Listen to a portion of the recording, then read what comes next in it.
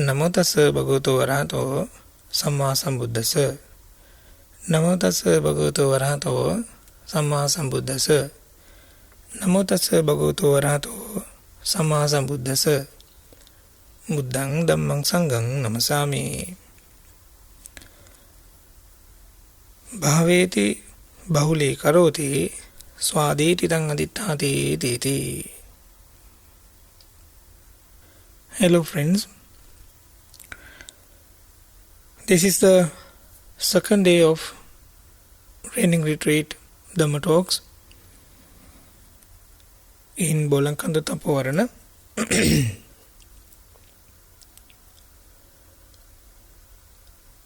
Last time we tried to talk about something special in our practice, what we should try to practice or focus on, which is most of the time we really don't understand our own self, but what we are trying to do is we hoping to find out who I am or who we are by listening to others. I mean, we don't really know who I am or who we are, but we listening to the others or observing what others mention about us and think it that true. But unfortunately, other people can't have a mind, read our mind or read our thoughts. So because of that reason, most of the time, actually every time mostly, we kind of frustrate about ourselves and we're not happy because we don't accept what we are capable of and we don't happy about it. So fix that problem. What we can do is we can try to understand ourselves more and more, and when we believing that I can do that or I don't do that or that I have those kind of wrong habits or some things in life, so when we realize those kind of good or bad qualities in our life, when people says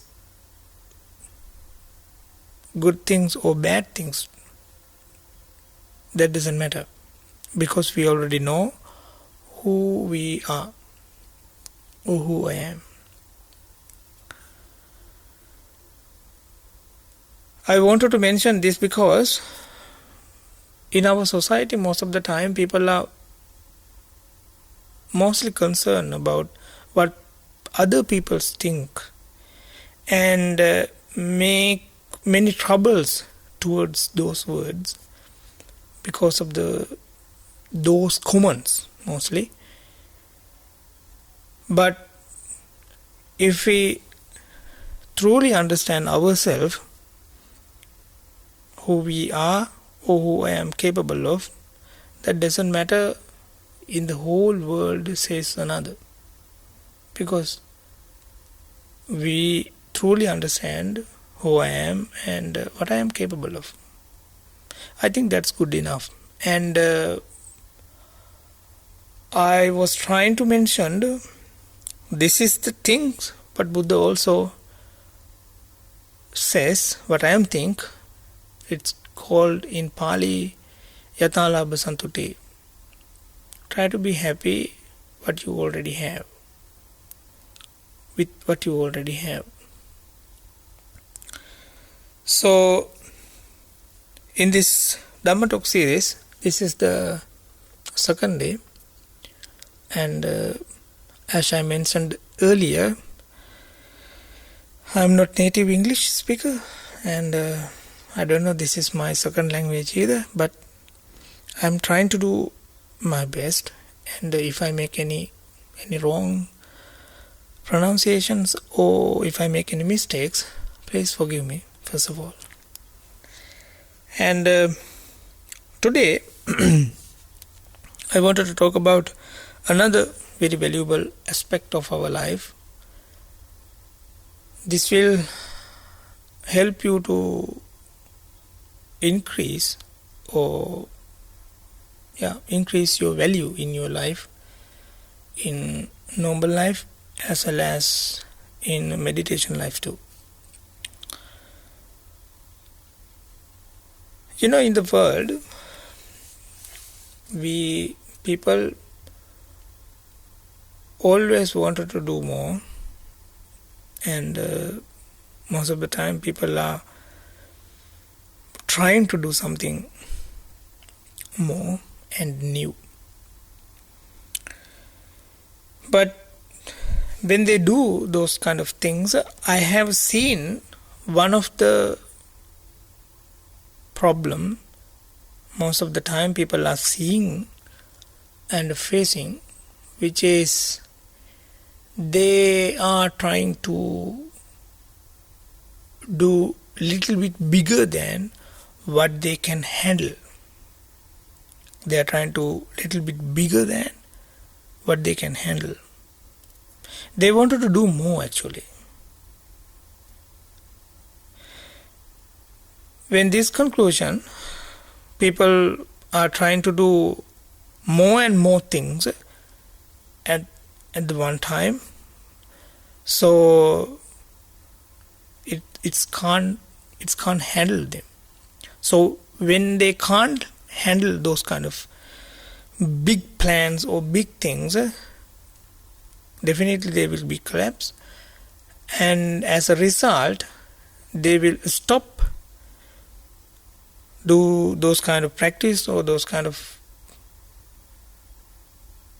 energy, and they wanted to do another. So this is make this world, I think, a more difficult place to live with, because people think that I am not capable to do anything, or that I am a loser or something, but that is not the point actually. The real point is people most of the time trying to do more than they can handle. They want to do more than they can handle. That is the problem. They want to do things more and more. But in the Dhamma talks in the Buddha, he used to say a word, bhaveti bahuli karoti swaditi tang aditati, which means you have to practice more again and again until you familiar with the situation, which is I could say in another word, what you can do it automatically. For instance, if you do something by forcefully, that is not you do it by yourself, because you're forcing yourself to do it. But when you're capable to do it, or you're familiar with the situation or doing that things, you will able to do it without any efforts. I mean, that is the situation. I called it automatically. So Buddha explain us, you should practice to do something again and again, more and more, until you become familiar to those situations, or you can do it by naturally without any efforts. Hang on to it. So do that, or gain that idea, or do those kind of things. I wanted to suggest you to try the minimum amount of the things what you wanted to do or what you're capable of. You should understand that you really capable of, or how much you can handle it. For example, when people do meditation, they wanted to sit quietly, peacefully, without shaking, most of the time 1 hour. That is the very beginning meditation. Every meditator's, I could say, very beginner of the meditator's idea, which is they wanted to sit quietly without shake anything, or without thinking, without any pain. They wanted to sit quietly within an hour. That doesn't work anyway.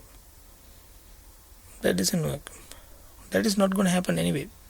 So when those happening, when we feel those kind of happening, when we see those, when we face those kind of happenings, so people get more upset. They usually says, Bante, no, we can't meditate. I can't meditate. I wanted to sit 1 hour, but I can't. My mind goes around after a couple of minutes. I can't see my breath after couple of minutes or couple of breaths. I feel pain in my body within couple of minutes or after couple of minutes. Then they finally come to the conclusion that the meditation isn't for them. They just stopped. That is wrong. I really wanted to say that is wrong, because first of all we need to understand what I am really capable of, what I can handle, and we need to try those small portion of our goal. And not only that, we should practice those portion or that level, I could say, again and again, again and again, again and again, until you become familiarity, or you can do it automatically, or you will become naturally onto that level. So to do that, Buddha tried to explain, our supreme leader, Gautama Buddha is explain us to do what we really can do. We have to understand what we really can do. We can't sit 1 hour without make any shaking or any changes in our body or the posture. But we can maybe in 1 minute. That is our really goal is for the start. It is okay to be start with a very minimum level of our idea. It is okay. So when we try to understand ourselves really and clearly, we will able to, or you will able to do what you can do. Okay? And you will be satisfied with it. You will be satisfied with that. Because now you really understand who you are and what you're capable of, and you know how to do it. Because you already did it again and again and again and again until you're familiar with the situation and how to do it.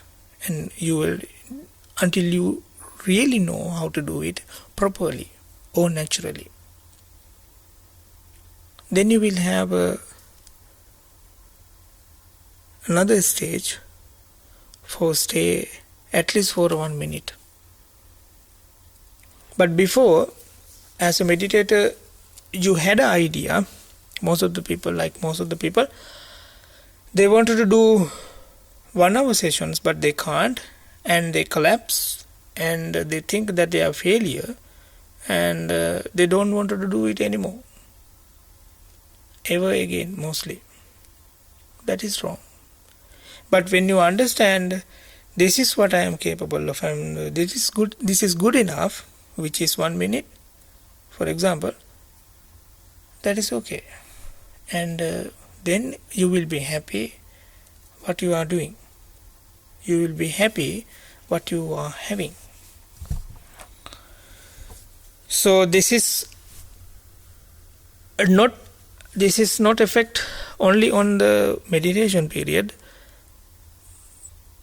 You can also try to do this on your normal day-to-day life too.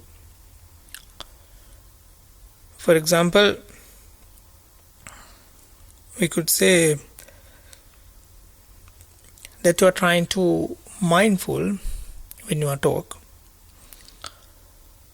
So most of the time teachers usually saying you should be mindful when you talk, work and think, etc., etc.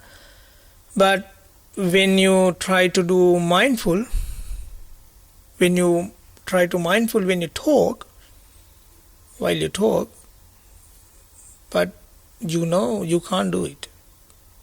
And you can within couple of seconds, maybe couple of words, but after that, not. And it's gone already. So,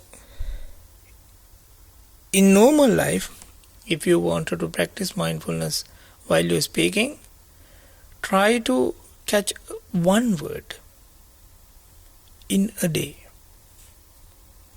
Not every words, don't try to be mindful with every words in the day. Maybe you talk maybe 10,000 words or something in a day, no? Don't try to interact with all those words.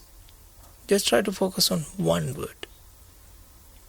And try to mindful speak that word. Okay? Try to mindful while talking that word. So then you will become familiar with those words while you're talking unmindfully another words too. But that's okay, because you already have one milestone done. So like that, you can try to understand yourself, and you can try to practice mindfulness in your normal life too. Sometimes you can add this with your works also and with your thoughts as well. But importantly, don't try to do all in one. Don't try to do everything at the same time. Don't do that. Try to understand your really capacities. Try to do little bit, very little, tiny little thing. That is very good enough. Okay? Then you will happy, and you will understand that you can happy and that you can change. So this is my second day of the talk, and I hope it will help you to practice or understand the Dhamma even tiny little bit. And when I talk, if I make any mistakes, please forgive me. And if you have any suggestions, please comment us, and I will happy to give the answers too. Thank you for listening. See you next time.